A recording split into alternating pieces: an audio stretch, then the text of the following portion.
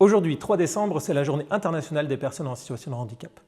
À cette occasion, la COCOF souhaite mettre en lumière quelques exemples d'associations, de services qu'elle agrée et subsidie et qui accompagnent au quotidien des enfants, des adultes et des familles dans le secteur du handicap à Bruxelles.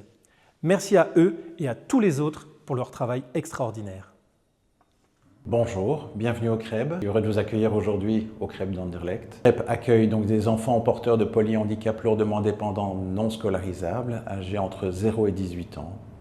Il y a 2 implantations, une implantation à Woluwe avec donc un centre collectif adapté qui accueille 27 enfants, un centre d'accueil de jour qui accueille en tout 45 enfants. Nous sommes agréés et conventionnés par la COCOF. Le but du CREB, c'est vraiment de prendre considération de la situation de l'enfant à travers, le quotidien, mais surtout de pouvoir le laisser et le mettre à sa juste place. Si l'enfant a, des capacités d'apprentissage, nous pouvons à ce moment-là vraiment nous questionner, nous remettre en question, réorienter l'enfant dans le but qu'il puisse, accéder au niveau dont il a besoin.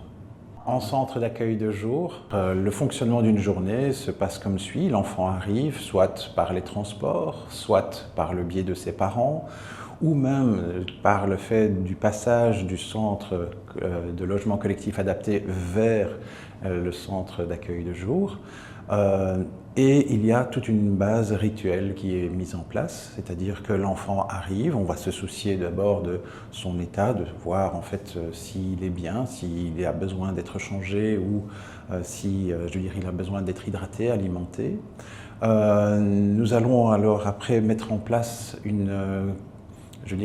un rituel qui est l'accueil, qui est un accueil en chantant, qui va prendre en considération chaque enfant. Chaque enfant, après, il va y avoir une lecture du cahier de communication, cahier qui transite entre la maison et le centre d'accueil de jour. Et puis petit à petit, il va se mettre en place des activités qui sont adaptées aux besoins de l'enfant.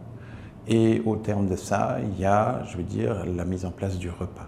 Après le repas, il y a un moment de sieste, voir si l'enfant n'en a pas réellement le besoin, un moment d'apaisement, un moment plus de repos. Au terme du repos ou de la sieste, l'enfant va pouvoir avoir accès, à une autre activité beaucoup plus calme, et on va terminer par le goûter. Au terme donc de la journée, l'enfant repartira soit vers le logement collectif adapté ou retournera vers les siens à la maison. Dans le cadre du logement collectif adapté, donc les enfants sont pris en soin, au terme de la journée. Des activités peuvent être proposées, un peu comme à la maison. Par la suite, il y a tout l'aspect, prise en soin d'hygiène de base, la suite des traitements, de l'alimentation, le fait d'être dans une situation un petit peu conventionnelle, comme je l'ai dit tout à l'heure, à la maison. Et puis petit à petit, en fait, il y a la mise au lit, le fait de passer la nuit. Et le lendemain matin, lors du réveil, il y a encore toutes les phases d'hygiène, mais aussi et surtout le petit déjeuner, l'alimentation, avant, la prise en soin en centre d'accueil de jour. Derrière le fonctionnement du CREB, il y a, l'ensemble du personnel, le personnel d'accueil, donc qui va être les éducateurs, qui va être aussi tous les paramédicaux, qu'ils soient kinés, logo, ergo, mais il y a aussi donc les psychologues, les infirmières, il y a les assistantes sociales, sans oublier, tout le pôle, qui est présent au sein de la structure pour l'entretien. L'administratif, c'est vraiment, un ensemble de personnes, on peut dire plus ou moins 120 personnes qui travaillent au quotidien pour le bien-être des enfants.